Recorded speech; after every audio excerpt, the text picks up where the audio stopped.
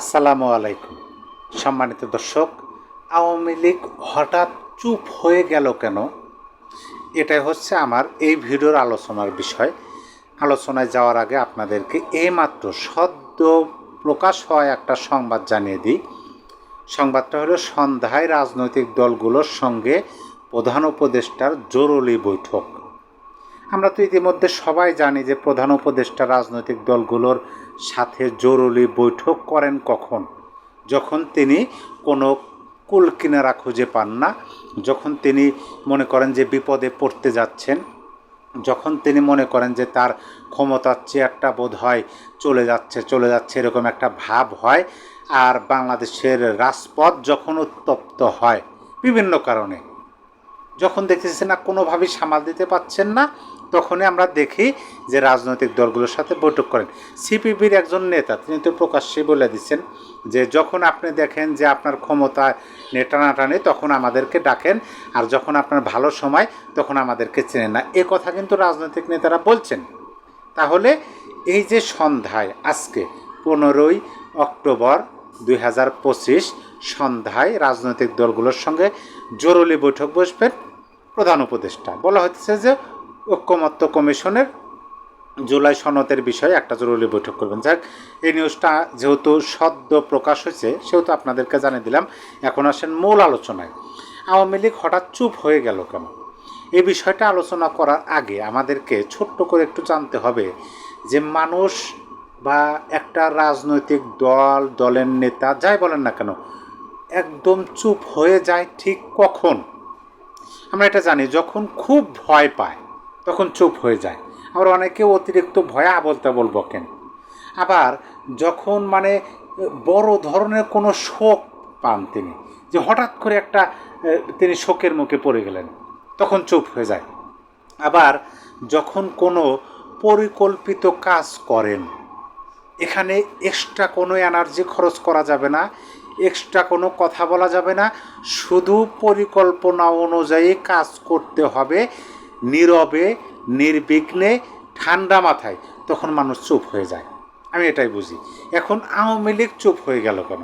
আপনি যদি গত 7 দিন ধরেন, আওয়ামী লীগের সেরকম কোনো বক্তব্য আমরা পাচ্ছি না। আওয়ামী লীগ বা শেখ হাসিনার নামে আন্তর্জাতিক অপরাধ ট্রাইব্যুনালে বিচার কার্য শুরু হয়েছে, সরাসরি সম্প্রচার করা হইতেছে। সেটার একটা ভিডিও আপনাদেরকে আমি দেখাই, ভিডিওটা আপনারা দেখুন আগে। আবার কিছু দূর আগে গেছে, যার পরে দ্বিতীয় জনকে গুলি করা হয়েছে। দ্বিতীয় জনের মাথায় যখন গুলি করা হয়েছে তার মাথায় অনেক ঝাঁটা চুল ছিল। গুলি করার পরে চুলের মধ্যে লেগে আগুন ধরে যায় চুলে। তখন সংশ্লিষ্ট যে পারপিট্রেটর সে হো করে হাসে, আরে দেখছিস গুলি করলাম, হারামজাদা চুলের মধ্যে আগুন ধরে গেল। এরপরে তাকে ফেলে রেখে আবার তৃতীয় আরেকজনকে গুলি করা হয়। এই ভিডিওটা দেখার পরে আমার কাছে মনে হয়েছে যে ইতিহাসে বোধহয় প্রথম এরকম একটা গল্প শুনলাম যে একজন মানুষের মাথায় গুলি করছে, চুলে আগুন ধরে গেছে। এরকম সাজিয়ে গুছিয়ে একটা দলের নেতাদেরকে আইনের মার পেছে তাদেরকে কি বলে সাজা দেওয়ার জন্য কি সুন্দর কাল্পনিক গল্প তৈরি করে। এরকম কি বিশ্বের বুকে কোথাও ইতিহাস আছে? নাই। এখন আওয়ামী লীগ যে কারণে চুপ হতে পারে, দেখেন, ভয় তো কোনোভাবেই আওয়ামী লীগকে স্পর্শ করতে পারে নাই। এটা আমরা দেখছি 2024-এর 5ই আগস্ট। এমন কোন কাজ নাই যে আওয়ামী লীগকে নিশ্চিহ্ন করে দেওয়ার জন্য করা হয় নাই। আওয়ামী লীগের প্রতিটা নেতা কর্মীর বাড়িতে হামলা হয়েছে, লুটপাট হয়েছে, ভাঙচুর হয়েছে, অগ্নিসংযোগের মতো ঘটনা ঘটছে। তারপরে আমরা আওয়ামী লীগের নেতৃত্ব দেওয়া সামনের সাথে আওয়ামী লীগের নেতৃত্ব দেওয়ার যে নেতৃগণ আছেন তাদের কণ্ঠে, তাদের বক্তব্যে আমরা কিন্তু ভয় খুঁজে পাই নাই, কোনোভাবেই পাই নাই। তার মানে কি? ভয়ে চুপ হয় নাই। এখন আসেন শোকেও আওয়ামী লীগ চুপ হওয়ার কথা না।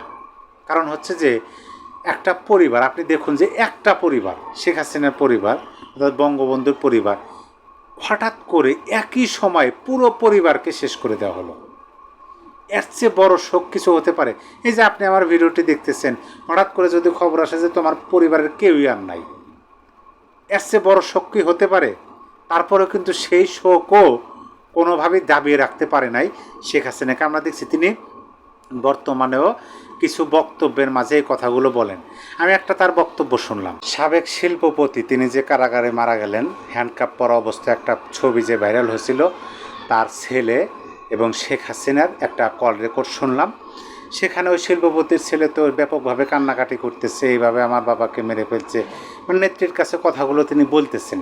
তখন শেখ হাসিনা যে কথাটি বলছেন, কথাটি শোনার পরে আমার কাছে মনে হয়েছে যে হ্যাঁ, মানে এর মতো কঠিন হৃদয়ের মানুষ এই বাংলাদেশে দ্বিতীয়টি আছে কি না, মানে থাকতে পারে আমি জানি না, তবে আমি শুনি নাই, মানে এরকম কথা আমি শুনি নাই কোনো নেতা বা নেত্রীর মুখে। তিনি বলতেছেন যে এই ছেলে তুমি কাঁদো কেন, তোমার চোখে পানি কেন, তোমার চোখে তো পানি থাকা যাবে না, চোখে থাকবে আগুন। এরকমভাবে তিনি বক্তব্য দিচ্ছেন। আমি এই উদাহরণটা এই জন্য দিলাম, দেখেন তার মানে হলো যে শোক ও আওয়ামী লীগকে চুপ করাতে পারে নাই এবং পারবে না এটা। তাহলে প্রথমে গেল হচ্ছে শোক, তারপরে ভয়, এই দুইটা কোনোভাবে আওয়ামী লীগকে চুপ করে রাখতে পারে না। এখন আসেন যে কোনো সুচিন্তিত, মানে কি বলে, সুপরিকল্পিত, সূক্ষ্মভাবে পরিকল্পিত কাজ সম্পাদনের সময় মানুষের মুখ কিন্তু বন্ধ থাকে। তাইলে কি আওয়ামী লীগ কোনো সূক্ষ্মভাবে পরিকল্পিত কাজ করতেছেন, যেটাকে ইংরেজিতে বলা হয় ম্যাটিকুলাস ডিজাইন? কারণ তারা তো এটা জানে যে সূক্ষ্ম পরিকল্পনার মাধ্যমেই আওয়ামী লীগকে ক্ষমতাচ্যুত করা হয়েছে। তাইলে এখন সেই পথটাও যে আওয়ামী লীগ অবলম্বন করবে, সেই পথ ধরে যে আওয়ামী লীগ হাঁটবে না, এইটার তো কোনো গ্যারান্টি নেই। আওয়ামী লীগ হাঁটতে পারে সূক্ষ্ম পরিকল্পনার মাধ্যমে, ম্যাটিকুলাস ডিজাইন আওয়ামী লীগও করতে পারে। এই কথাটা কেউ অস্বীকার করতে পারবে না যে না, করতে পারে না, অবশ্যই করতে পারে। তাহলে কি আমি যে প্রথমে বললাম যে আওয়ামী লীগ হঠাৎ করে চুপ হয়ে গেল কেন, আপনার কাছে কি মনে হয়? আমি তো প্রথম দুইটা দেখলাম যে ভয় এবং শোক, এই দুইটা আওয়ামী লীগের মুখ বন্ধ করতে পারে নাই অতীতে, এখনও আমরা দেখতেছি 5ই আগস্টের পরে এখন পর্যন্ত পারে নাই।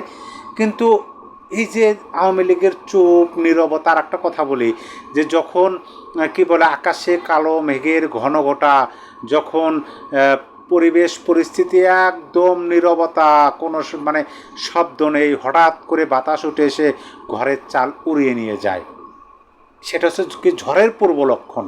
তাহলে কি এই নীরবতা কি সেই নীরবতা? এই নীরবতা কি ওই নীরবতা যে নীরবতায় ঝড়ে উড়ে গেছে আওয়ামী লীগের ক্ষমতা, ঝড়ে আওয়ামী লীগ ক্ষমতাচ্যুত হয়ে গেছে? তাহলে এই নীরবতা কি আওয়ামী লীগের সেই নীরবতা যে একটা ঝড় সৃষ্টি হবে, যে ঝড়ে আওয়ামী লীগের বিরুদ্ধে ম্যাটিকুলাস ডিজাইনকারীরা উড়ে যাবে? আপনার মতামত কি অবশ্যই কমেন্ট বক্সে জানিয়ে দেবেন।